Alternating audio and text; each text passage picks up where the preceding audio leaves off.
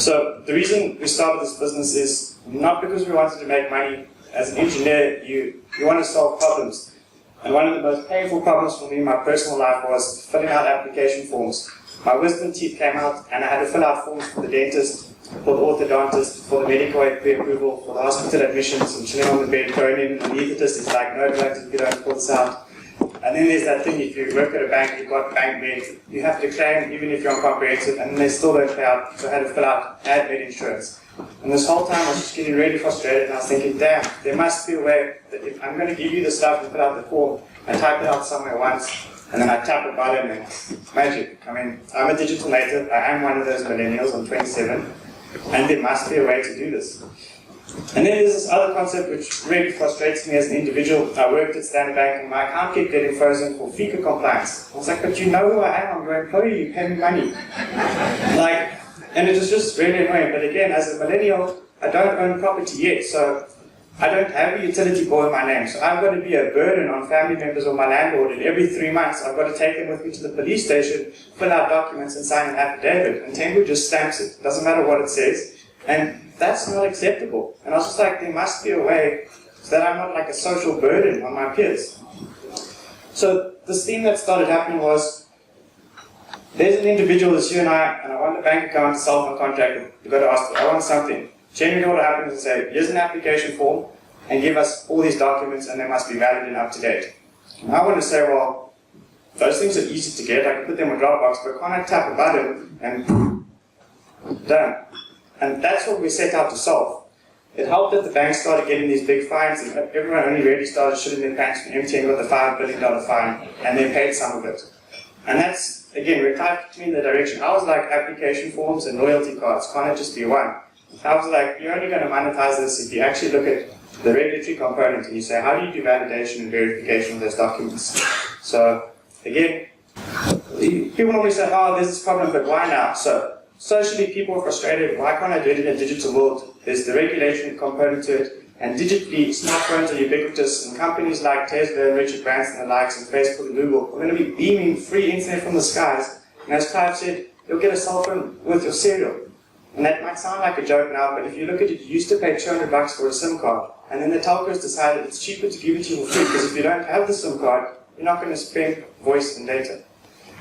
So this is what we set out to solve, that there would be a QR code somewhere where you get a push notification app, and if somebody wanted you to onboard, you would tap a button and it would be done.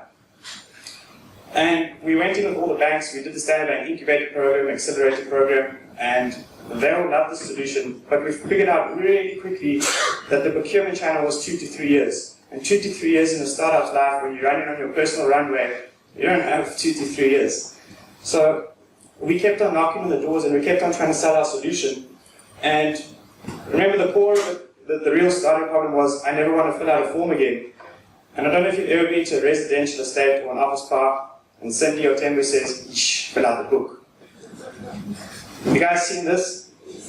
So our secret sauce is actually ketchup, and people may say, hey, that's a joke, but everybody uses ketchup, and I wouldn't mind owning Heinz or tomato sauce company. This is our secret sauce. It was a pain point where it's a request for identity, phone number, car registration, and it needs to be validated. And so we thought, hey, this is going to be a way to get the users on the platform, and they can use it daily, so there's like local effects. The reason Facebook succeeded is versus Friendster went around the whole world, everybody downloaded it, but they didn't have friends locally. Facebook said, we'll only do Harvard and then only Stanford, and you'll get localized network effects. So we built a prototype for our building with growth point and security web, and we said, hey, if we snap this QR code, you've got a digital logbook, would you like that? So at least everybody in the building would have value for it. And the best thing that happened, again, this was a mistake, there is a lot of luck in this process and hard work, but there is luck, this happened by mistake, was they said, well, what's more important to us that I've got a digital logbook with a verified guest is that somebody inside invited them, that there was intention. And this was like amazing because you basically had captive audience. You could say building policy, everyone's mandated to invite their guests for this. So now I've got what's called daily active usage for my hosts and maybe weekly active usage for the guests. And this concept of engagement is the why Facebook, WeChat, Instagram, WhatsApp and the like are so successful is engagement. You're using me every single day, so then I can keep adding products and services to you. With this concept of fecal RECA, if you're like a low-risk customer, maybe you've only got to do it like every 1 or 2 years, you're going to delete it, you're not going to use it, and the information won't be valid within a 3-month period. So there's lots of players which have tried this, but they haven't solved for how is it valid within a 3-month period, and how is it the whole onboarding process, the front end office of what I as a customer was supposed to do to give to you. Can I tap a button? So our business model looks complicated. This is like, I'm a CEO of a tech company, but I can't even work a coffee machine when I go to the client visits. But I'm not the CTO. Fortunately, we have competence there. So this next slide, look just at this part. So it's a platform play. It's like an Uber or an Airbnb, where we've got identity producers, which is everyone in this room and your families. And then you've got identity consumers, which is the banks, telcos, insurance companies, and even the security desk asking you to fill out a form. And all we're doing is we're in exchange, it's POPI compliant, we actually enforce POPI. If somebody's asking for your information and you are going to give it to them, we let you tap a button and it's all done. But how do I get all the service providers on the one side, how do I get all the customers on the other side? So our visitor management platform is actually our first customer, where the guests are the identity producers and the hosts are the identity consumers. And so people using this every day in office parks and residential estates, I can then say, well, I only need email, cell phone number, and a form of identity to use this. You use it for 2 or 3 weeks, and I say, hey, if you add a proof of residence or utility bill, now you can feek on the couch at home for the banks, and you can self-RECA for the telcos. And then you can slowly add on all the information, but only when you need it. Next, please. So the market size is pretty big. In South Africa, I say there's 35 million addressable people, where 10 million are probably the people like you in the room. If you own your house, you're good to go, the utility bill's in your name, you get a monthly invoice emailed to you. But these 25 million people would be your spouses or your children, which want cell phones and things, and you've got to go to the police station, or maybe you've got like a commissioner of oath in your office, and you've got to do this work on a regular basis. Now, one of our competitive advantages, not the main one, is that I can send you a Facebook relationship request within the app to say, you're my dad or you're my landlord, can I use your utility bill, your identity, for my FICA transactions. And then every 3 months you get a push notification in the app and it just says, is this still the relationship status? Yes. So it's the same as if I took you with me to F&B and we signed a cohabitation agreement, but it's in the app. And the massive significance is these 25 million people in South Africa are the digital millennials. These are all of the students, these are all the people going into the workforce, and at the moment it's difficult for them. Globally, 5 billion people today have a mobile phone and a bank account. Facebook's expected to have 6 billion users by 2020, and I say, well, if Facebook's going for 6 billion users, why the hell am I not going for 6 billion users? The easiest markets to conserve, it's all free for the end user. We monetize on the service provider which wants to acquire a new customer. The easiest customers to consider, like a parallel, is Experian and TransUnion. They sell credit reports. Last year, TransUnion made $1.7 billion selling credit reports at like 10 Rand each. Experian made $4.6 billion. Now the significance of this is they sell their report for 10 Rand each. And they can't sell their credit report unless the customer has been onboarded. So we go do all those documents, and then Terry starts typing in on the computer and they query the shit around, and then eventually they send something off to an Experian or TransUnion, and then they come through and then they will approve or deny the transaction. What we're doing is we say, I tap a button, I'm approved or denied on the spot. But I could even be approved or denied on my couch at home, so I don't have social rejection and all my time wasted. So we were fortunate, we partnered up with the Experian guys. They liked the stuff, they sent it to the UK office, and then we ended up in San Francisco in December. And I've purposely been hiding from Growth Tech and Kalon Ventures because your business gets started with your own money first, and then it's friends, families, and fools. And friends, families, and fools overvalue because they love you, and it drives up the valuation of your business. And Kalon's checkbook size is small. In a Series A in the States is $10 million for one investment. They've got less than $10 million for all their investments. So there's the ego thing where I have to manage my existing shareholders. So I'm in the States, I'm in Europe, and people are willing to give you more money. So I'm like, well, I'm not going to go there. But I go all the while in the world. I'm chilling in Amsterdam on the discovery trip with Thomas. Thomas takes money from Kalon. I said, Thomas and I shared a hotel room on the discovery trip. I said, Thomas, you're not a retard. Why the hell did you take money from Clive? Like, your business is doing fucking amazing. And I just said, fucking, you asked me not to say it. Thomas's business is doing incredible. And I said, Thomas, like, what the hell? Like, why did you take money from Clive? And he said, well, actually, they put revenue on our books. They did traction before we did anything. So he said, well, net, like the valuation is lower than the market will offer, but the impact and the engagement. So, like, and what will happen now is, if I come aboard, all of my peers will be like, Luke, why the hell did you go there? So I see the future of Kalon Ventures as being Sequoia Capital, where you only get your investments from your investee companies. So why I went in this roundabout story, and give me 2 more minutes of my time, is I'm in experience with the venture capital arm, where they're going to make the investment, and they say, well, listen, we're in, but we need an internationally recognized VC on board first, so we know that if shit hits the fan, like, you'll be babysat. And then I'm like, okay, well, who do you know? He's like, well, Buckcoke. And I was like, Clive. And I was like, do you know Clive? And he says, no, but I know of him. And if he's in, I'm in. And I'm like, holy shit. So he adds him on LinkedIn on the spot as like a joke. And bam, a second later, Clive accepts. And he's like, this guy doesn't have a life. The point is, that response. And then I was like, well, actually, we were talking about a termsheet before I got you. So the experience is like, well, we will only be there if these guys are on board with somebody of a similar caliber. Experian makes $4.7 billion in revenue a year, selling a report at 10 Rand each. Our report is $100 plus, so we could make $50 billion a year by doing some clever things in the next couple of months and selling off to Experian. So that's one of our exit strategies. Cool, so our growth strategy, we started with tap a button on board for everything, MTN, Standard Bank, like you've got to respect the corporate process and the immune system. It's going to be 2-3 years play. We built up the visitor management system. Oh, by the way, we're live with Standard Bank doing remote fee curve for their frozen account base, and we're live with visitor management for Investic. You can come to 61 Catherine Street, have a cup of coffee, snap the QR code on the way in, on the way out, the rooms will open for you.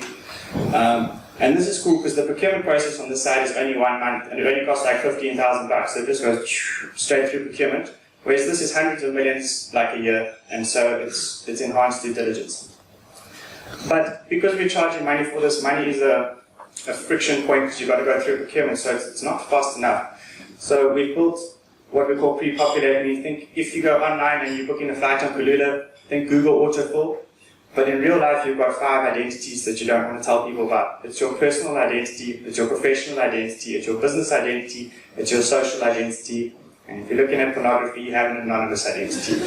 So when this pops up online, it's like Google autofill, you say, who am I today? I'm social or I'm business, and then it will pre-populate that stuff. We're not going to charge money for that. That's just going to be, how do we get all the users on the platform? But again, if we want this platform to be successful, we've got to pay our staff some money, right? And so Facebook says we don't make services to make money. We make a lot of money so we can make better services for people. So we have to monetize it somehow, and we monetize it with the banks and the telcos and with the property guys. We white labeling with partners. There's EOH, difficult in the reputational thing. There's Experian, there's TransUnion, and there's Accenture. All of them are vying to sell white labeling KYC as a service because it's the next thing of their credit report. And they already got the distribution channels. Traction. Okay, so we won't bore you with A, we registered the company, we found a logo. We took angel funding in September last year, that's 18 months ago. A year later, we went live with Standard Bank for remote FICA. We are live with Investic Property for our building management solution. It's also at the Brol headquarters, which manages 2,000 buildings around the country. We did win some awards, top of the Standard Bank Incubator Program, MTN App of the Year Awards, the Accenture Innovation Index Awards. And then I spoke to William after, I said, William, why did we really win this award? And he said, Luke, the banks and telcos have mandated us, they've got budget, to solve for KYC as a service. We don't have a solution, like, that's why you won. We want to integrate you. So, out of interest, another massive thing is people saying, are the laws possible to do this? And we went very far with Vodacom last year. They said, cool, we'll give you a 5,000 sample size, but provided we have a legal opinion to say that you can sell Freaka from home. Will this pass type of thing. That opinion came out a week or so ago. This is our partnership agreement with, it's a teaming agreement with Accenture. I haven't slept at all this week. I won't sleep until Wednesday when we submit the RFP, the transactions. There will be 500,000 self-Freakas a month. And then, very interesting, while I was sitting on the floor, this says accenture.business.intermediary@accenture.com. Required request, complete business intermediary thing. So you can check that out.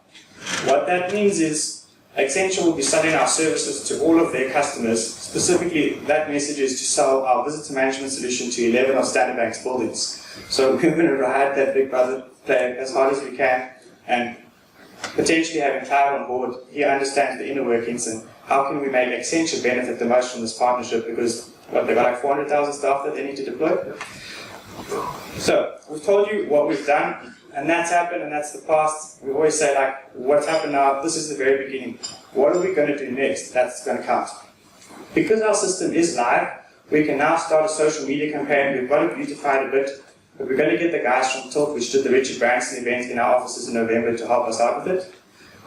We aim to be in 50 buildings by June, Growth Point and Investing buildings, and with that milestone, we'll make sure that our revenue matches our burn rate.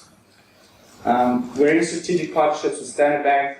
Well, I say this, the most annoying thing that can happen for me, whenever I go and sell a solution, like I'm looking for a paid invoice, and I always put the equity guy in the room, we want a strategic partnership. I'm like, no, pay an invoice, then have the equity discussion. But we're very far down the line with Standard Bank, and there's a natural fit from what we've been doing. I'm seeing the CEO of SnapScan next week to say, well, how good is that relationship? What does it look like when you're in it? Accenture is a big player, Experian is a big player. We're very far with MTN to do their post-paid base of 1 million transactions per year. But again, it will take its time, and the Vodacom RFP, that just jumped out of nowhere, and we're ready. Okay, so competition, lots of guys in the market, but they don't do the front end of what is the customer supposed to provide, and they don't have the visitor management platform which gives you daily active usage. Lots of visitor management guys in the thing, but they're not platform plays. It's software as a service, which means that basically they're a little piece in our puzzle. Good artists borrow, great artists steal, and we'll just learn that. Next. Yeah, so we're here to raise capital. We like the Kalon guys. They're giving us a term sheet next week, and provided everything is fair, all of you may have the upside to be invested in our business. But please go to the App Store, download our app, and give us some positive criticism. How can we make it better for you? Thank you.